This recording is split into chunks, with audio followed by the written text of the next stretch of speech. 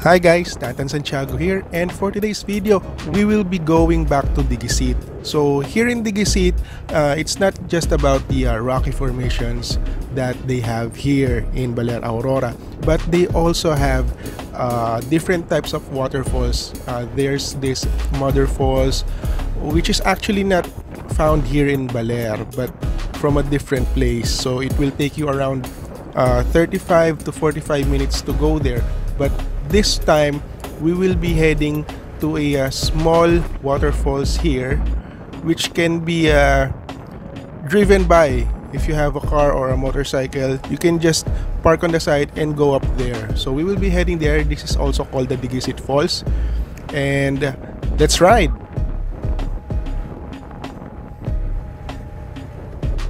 So from the city proper, it will take you around 20 to 30 minutes ride going to Diguisit. So be careful guys, lalo na pagka basa yung kalsada. As you can see here, asphalto siya, and lalo na kung siguro nasa break-in period pa kayo ng mga motorsiklo nyo, best is to be careful and not to do super banking muna, kasi as we all know, tires needed to be braked in as well, right? So ingat-ingat tayo dito, and may mga areas dito na nagra-rock slide, nagla-landslide. So be wary of the weather.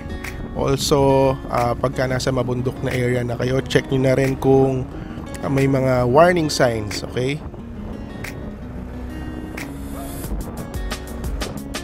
So sakay muna kayo, angkas muna kayo sa akin, and panoorin nyo itong video na to hanggang dun sa makarating tayo sa Diguisit Falls.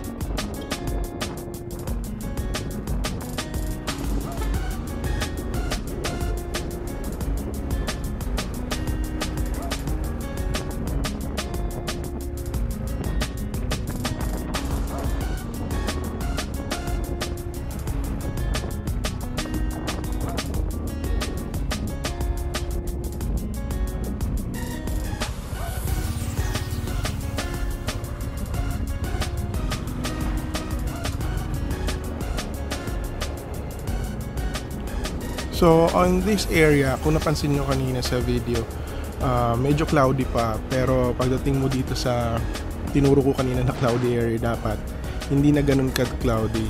So most probably tinangay na siya ng hangin or what. Pero kung mapapansin nyo, ibang-iba talagang weather system dito sa Baler. Kung maaraw sa Manila o sa Cabanatuan, kadalasan dito is kabaliktaran.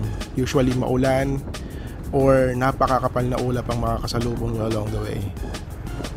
So almost halfway na tayo papunta ron, and kung mapapansin nyo, mura mga isda dito. That's because fishermen are getting their fishes from the Pacific Ocean. So kung makikita nyo mga isda dito, super fresh, super ganda ang lalaki. So mura din sila. And actually dito yung port nila. So dyan sila naghahango ng mga isda nila.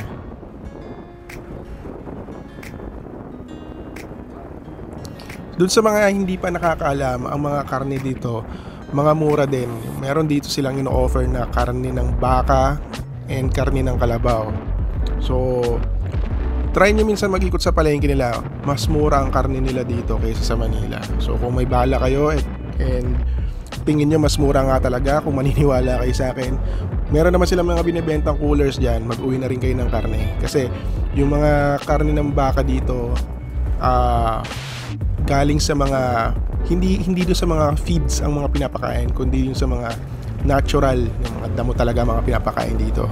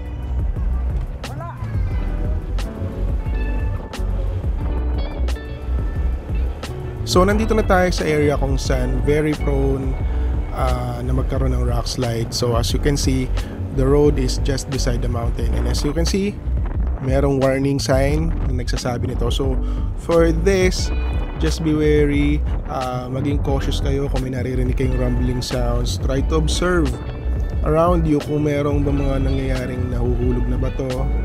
Just be careful, okay? So iwasan nyo na lang kung meron kayong mga nakikita mga bato. So this is one of the best views here. Wow, sana nakita ninyo. Sana na video ko ng maayos.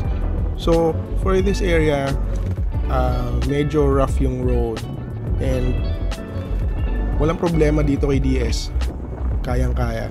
So hanggang dito, may possibility pa rin mag-rock slide.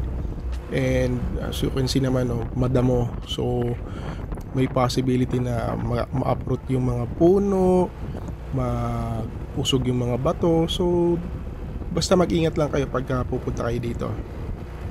Marami rin kayong makakasalubong mga bikers dito kasi super friendly yung area na to sa riders tsaka sa mga bikers.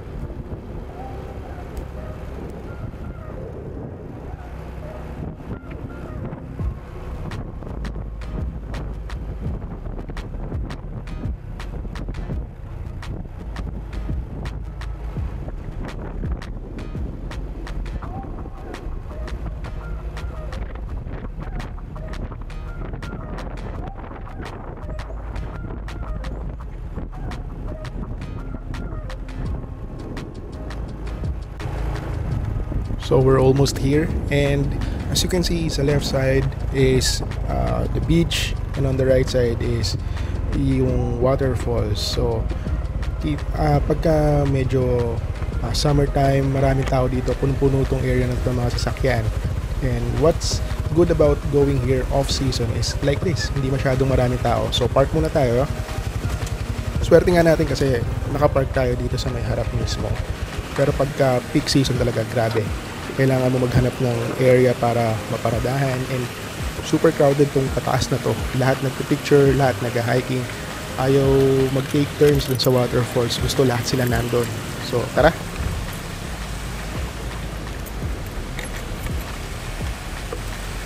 Kita mo naman si Kuya, libreng-libre yung kanyang pagka-car wash, and fresh water ang gamit niya. So by doing this, actually hindi ko dala yung strap para sa body cam or para sa head cam. What I did here is to bite yung lalagyan ng camera. So para magkaroon ng first person view, eto, manood kayo.